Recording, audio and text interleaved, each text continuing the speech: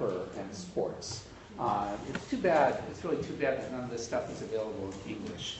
Maybe one project at some point would be to get some of this translated so that people can read it, because it's really a shame. But he's done a lot of interesting work, and he's also edited a volume called Judo and Jiu-Jitsu Overseas, and Professor Yamaguchi has also contributed to that. So he's been working in this area for a while. He also is a fifth dan in Kendo and is in charge of the Kendo Club and various other activities that he does. So, with no further ado. Okay.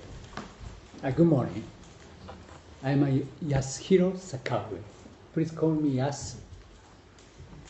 That's much easier, I think. And could I ask a question? This is very important for me. Do you know Kendo? Yes. Yes. Really?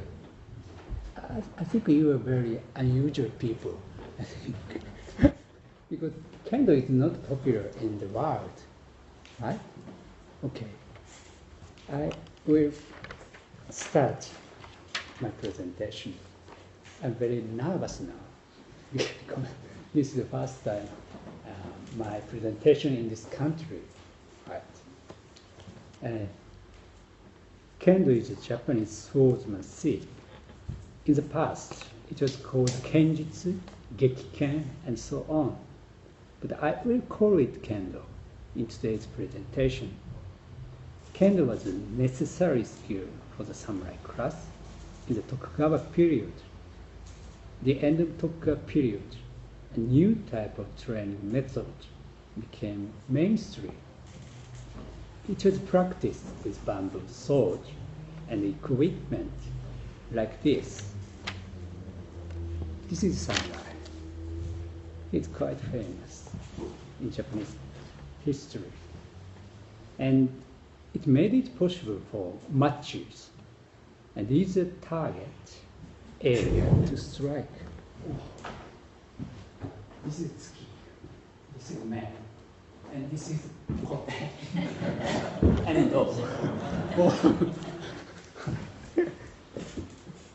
Yes.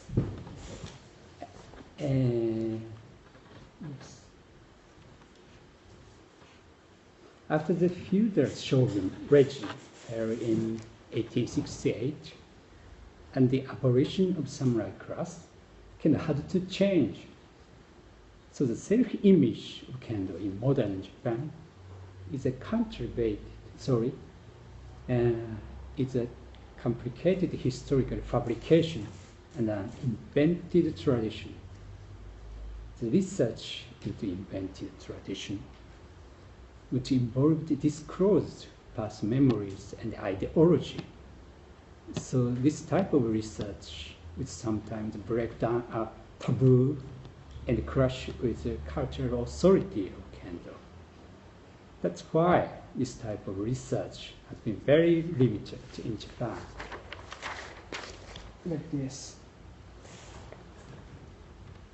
I think Kendo's organization and some systems went quite smoothly.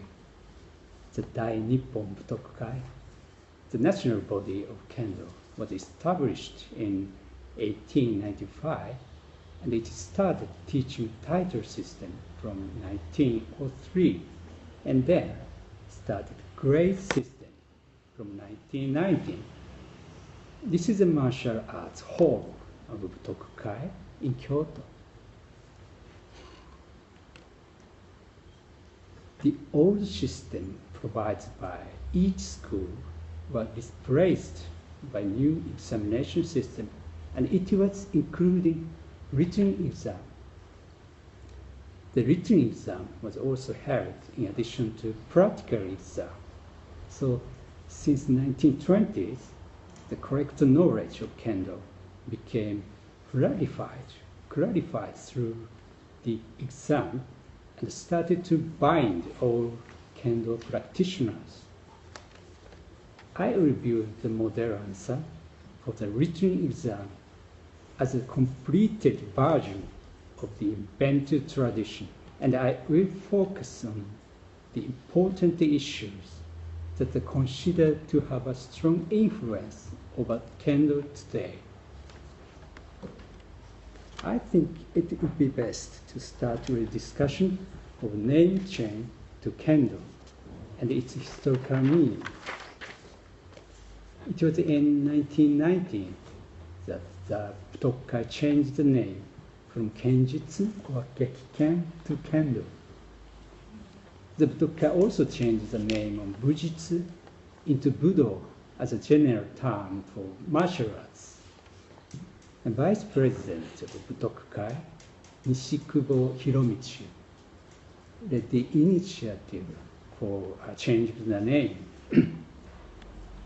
Nishikubo and Budokai wanted primarily to clarify that Kendo's objective is not just to learn skills, but to train one's mind and body and focused mainly on training on spirit. Okay, here's a Nishikubo. Looks like a small wrestler.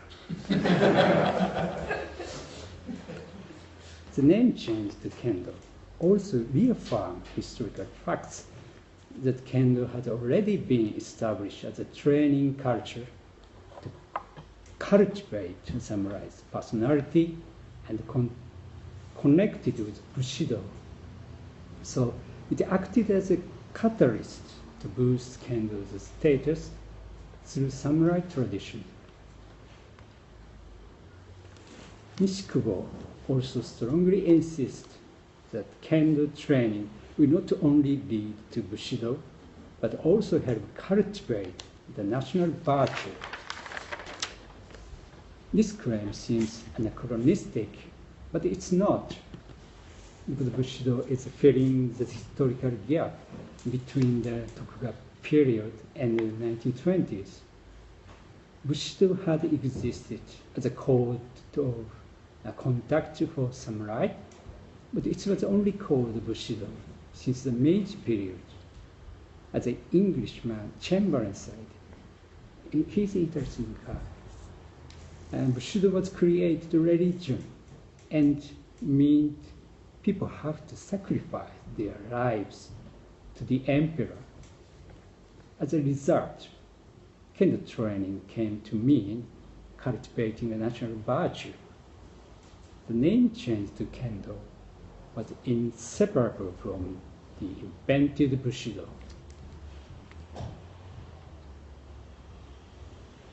Yes. The name change involved other reasons, such as differentiating it from sport. The Budokai stated the primary difference between sports and martial arts, like this. For this reason, Nishikubo despised and strongly criticized Kendo matches being performed as a part of sports events or village festival. Nishikubo believes martial arts training must be sacred. For him, the current state of martial arts is insulting and corrupted. He's very angry like this. Yeah.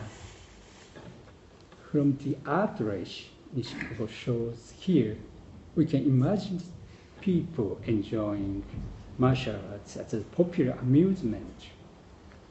Such a scene, from laughter to brightness and the heightened energy of holidays, was far removed from Nishikubo's argument for sacredness. What is Kendo? There is only one answer to this question. Everybody has to now correctly answer, like the model answer for the written exam. Kendo is a training of one's body and mind to create samurai personality. So from 1990, the Budokai formulated various regulations to meet martial arts' original objective, including match rules, regulation of the weight of bamboo sword, prohibition of cheering and clapping and closing and so on. And this is the most inclusive and important conclusion that Nishikubo and Butokai were against martial arts being a popular amusement or developing as a sport. Kendo's self-definition as the way to cultivate Bushido played a role of managing Kendo's way of being based on tradition and national virtue, while denying its numerous way of cultural development. And let's move to the second part. And this is about matching system of Kendo. In today's Kendo, the principal rule is 3-point system. You can win if you strike twice out of 3. When does the 3-point system start? This is a model answer to the question. It says Kendo match changed from 1-point system to 3-point system. But history says otherwise. This is a famous swordsman, Matsuzaki Namishiro. He oldest man. And please look at these Matsuzaki's match records. Around the end of Tokugawa period, the best swordsmen fought each other 13 or 10 or 5-point matches. But the 3-point system became mainstream, and this is the first record of 3-point system. This one. And the biggest turning point was 1895. The Butokukai was established, and the 3-point system became the rule of Butokukai's competitions. As a result, the various match style of Kendo disappeared. So actual Kendo matches being 1-point system because the Meiji period is not correct. And this is a clear fabrication of history. Okay. Yeah. Why did fabrication take place, and what's the problem? The actual Kendo matches during the end of Tokugawa period and early Meiji period were far from the image of real sword fight. It seems more natural to say that such fabrication took place to create an image of real sword fight and to eradicate a tradition that was inconvenient. This kind of fabrication of history made it possible to say that Kendo has truly succeeded the real sword fight era tradition. The problem is that due to this, past 13 or 10 or 5-point matches became impossible to revive, and the reform of Kendo match system became largely restricted. If real fight are using Japanese swords, is a standard 1-point system will be the only way. But the actual match has 3 points. Why? The model answer to the question is yes. The most important meaning of having 3 points is that the participants can show their true skills. So it is a better method than 1-point match. The basis for this is not the tradition of a real sword fight, but reasonableness in a match. So I'd like to conclude that Kendo's matching system has been created by a mix of real sword fight tradition and rationality, which contradict each other. Rationality as a method of competition has been greatly restricted due to this real sword fight tradition. Here we can see the Kendo's paradox. And this is the last part. One Kendo tradition is shuhari, the learning method in 3 stages. The first stage is to adhere to your teacher's saying and learn it without error. The second stage is break the restraint and expand your own method through creativity and learning other schools' methods. And the third stage is to go even further and invent a new clever skill or achieve a state of selflessness or innocence. And this type of Kendo teaching has been written in some Kendo books since the Meiji period. But shuhari has been transformed and changed. This is a model answer. Here, the most important point of breaking away from school and teacher has been removed from shuhari.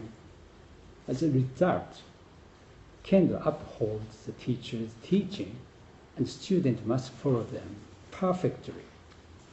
Thus, the Kendo practitioners stay at the first stage and cannot move on to second stage and third stage to create their original Kendo. Okay. Yeah. And Tokukai promoted integrating the schools to make Kendo a part of physical education and school curriculum. Instead of creating new schools, Nishikubo says this achievement proudly, like that. The standardization of practice content is normal considering it is based on national curriculum of school, but the various and unique Kendo based on different schools disappeared. I think the greatest reason for this is the spread of the teaching title and the grade system. And these systems had a great effect on promoting Kendo, but it has a negative impact by standardizing Kendo and losing its variety of characteristics. And this is the evidence of this point.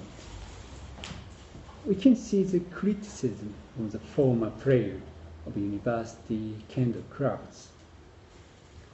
After the name change to Kendo in 1990, there has been various types of control over Kendo by Tokukai. At the same time, the examination system has spread and the individual personality has been suppressed. The teaching of shuhari would have been a basis for resisting this trend and maintain one's personality, but it was modified and lost its power to resist, I think. As I mentioned, the invented traditions of Kendo in modern Japan have increased the value and authority of Kendo, but also stopped it from becoming a part of the popular culture or sport. These traditions have also closed the door to creating new and unique Kendo. With this kind of serious dilemma and paradox, how can Kendo regain its principles and make progress in self-reform? I'd like to introduce an answer from a Kendo teacher to this difficult question. His name is Sato Ukichi, Kendo teacher. This guy.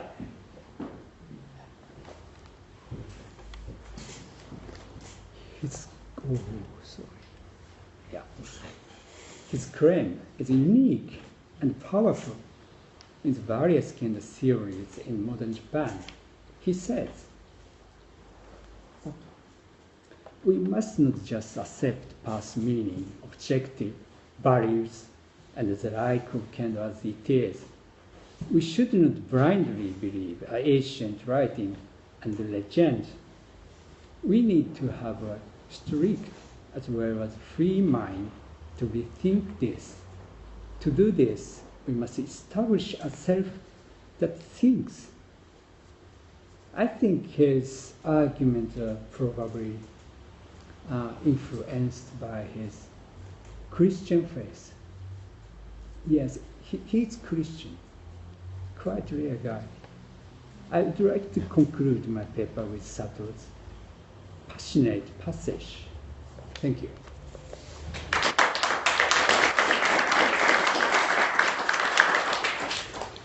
Questions?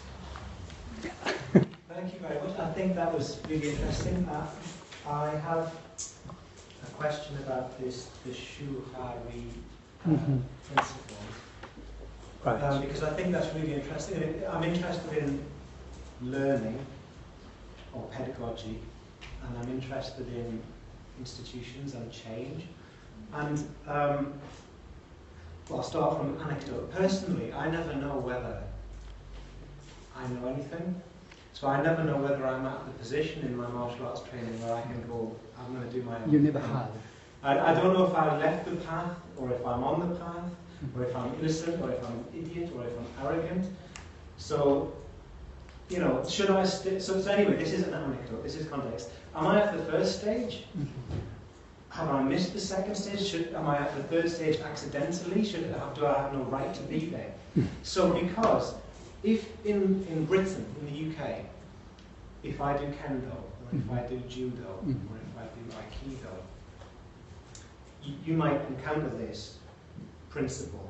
But there's such a strong institutional connection to Japan, to tradition, that I know the Judo I do in Britain will be the same as the Judo that I could meet in Japan. However, if I do Tai Chi in Britain, or if I do Choi Li Fo Kung Fu in one city, there's literally no guarantee that it will look anything like someone else's understanding of Tai Chi or someone else's understanding of Kung Fu.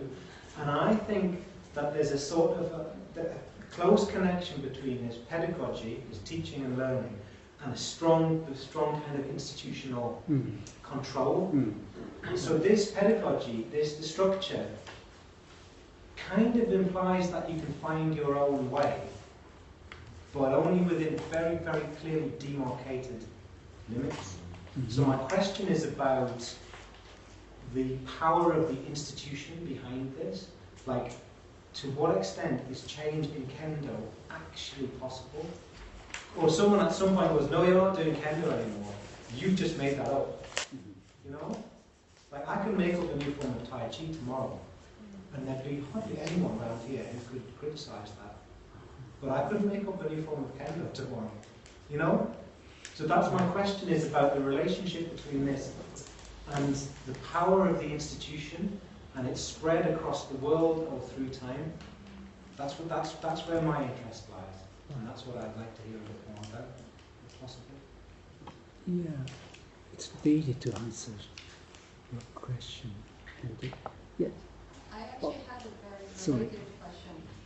Right. So just it's very related to about the Please institution. confuse me. No, because I think just because of the issue of institution, because you kind of assume that we understand what Budokai is, this organization that defines these things. But I think can you tell us a little bit more about this Budokai, the institution behind defining these rules and what's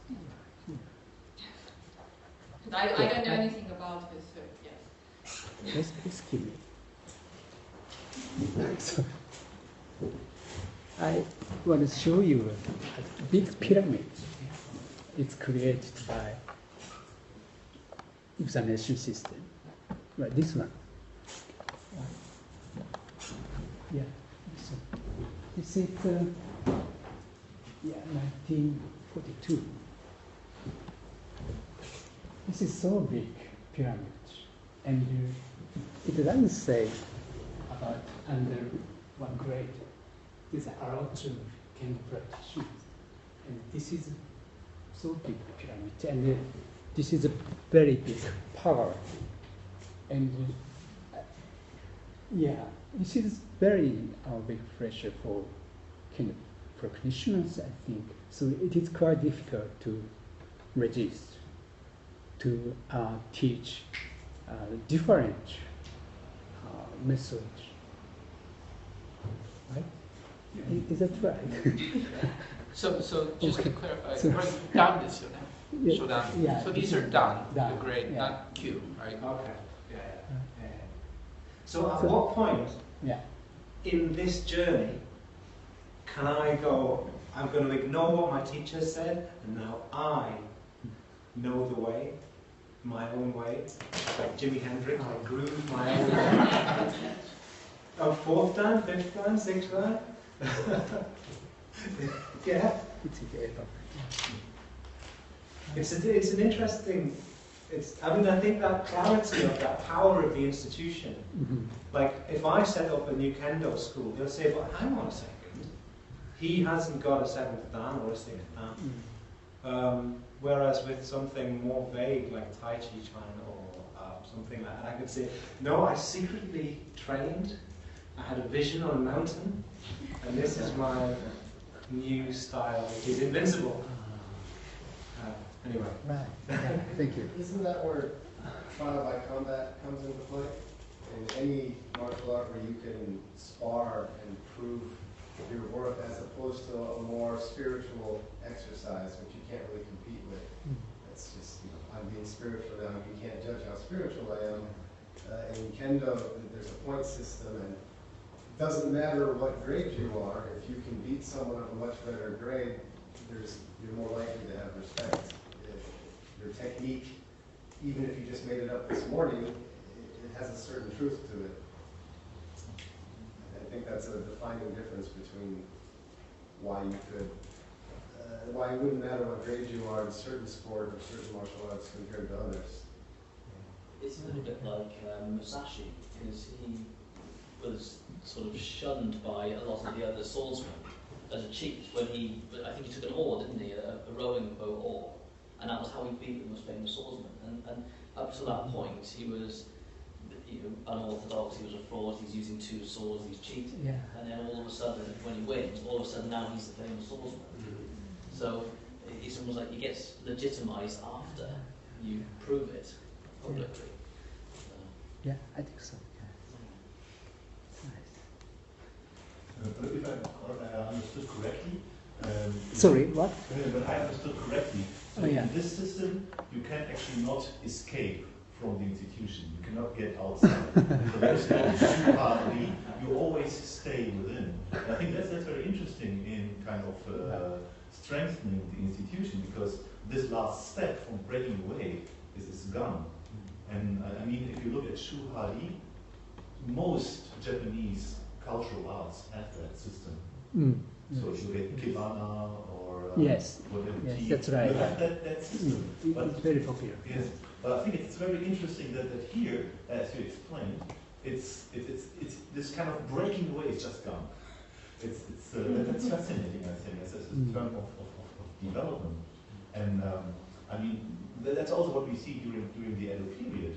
When we look at other art forms, they are standardized. It's a fixed system, and you do not break out. There's nothing added. Basically, it's fixed. So Yeah, that's I'm fascinating. fixed, yes. That's very interesting. One comment just add to you is that I think they became a sport with the dough and the competition and the points. It's almost like taking football and say, I'm going to scrap FIFA, I don't believe in FIFA, I'll create a new type of football. You know, if you've got 11-a-side game, it's always going to be under the FA rules in England and Wales. So I think it's a similar thing. It's a powerful sporting institution. But this become rather than an art where, say, Tai Chi or Wing Chun, where it's a family art or small lineage groups, and where the creativity is actually expected each generation. Well, we actually have that same problem in karate, that it seems like karate's maybe hit the same problem 50 years later, sort of thing, from when it was happening in Kendo, because our organisation, we have some differences to traditional Shotokan, and we've got a few things that we felt enhanced it and developed further and so on. But what happens is the traditionalists shun us because we're not doing it the traditional way. The sport people shun us because we're too traditional, and we're stuck in the middle. But because we're only allowed one overall governing body in the country, we're stuck. so we're sort of not accepted anywhere, and yet people who are good practitioners tend to look at what we do and think that's good karate. You know, so it's still recognised as karate, but not by certain circles. I understand. Yes. I'll just finish off quite anecdotally, I think. Very interesting to me is someone who studied Kodo Kobudo when I lived in Japan, identity cheating. And what I saw there are parallels, I think, with modern karate, when you talk about Shotokan, yeah? So I see the Nihon Karate Kyokai and so on, and they have a product that they sell. That's my view. Right? When we look at older martial arts and older forms of martial arts, as we're going to talk about later with Nakajima, there tends to be this concept of shuhari then. I found in my teaching, we made a joke about it earlier, where I was allowed to find my own way quite early on. And I saw that in Okinawan karate. It was absolutely... The teaching, the pedagogy was very, very different from the Japanese style. It was direct transmission from teacher to student. With Nikken, I found it that way as well, where I was allowed to, you know, my distancing, my technique and so on, it was explicitly said to me by my teacher, you need to fix yourself. So it was almost a very Chinese point of view. We are talking about Nikken so we can talk about Musashi and so on, great influence on Bruce Lee, blah, blah, blah. But I find that difference between the modern martial arts, Kendo, modern karate, and the traditional martial arts, I like to use that word, is quite distinct, I thought, in the teaching in Japan. I don't know if anybody else, maybe that will come on later as well. We actually, I mean, one of the things I often say to my own students is, no one can ever do karate like me. And they think I'm being big-headed, and I say, no, what I mean is, you're not me. I can only do karate my way, you've got to do it yourself. So I have certain expectations, but eventually there comes a point where they've got to own it themselves. I think what you'll find, particularly in the UK as well as in Japan, is very much cookie cutter, where it has to look the same to progress. Karate might be fine, you may have a feeling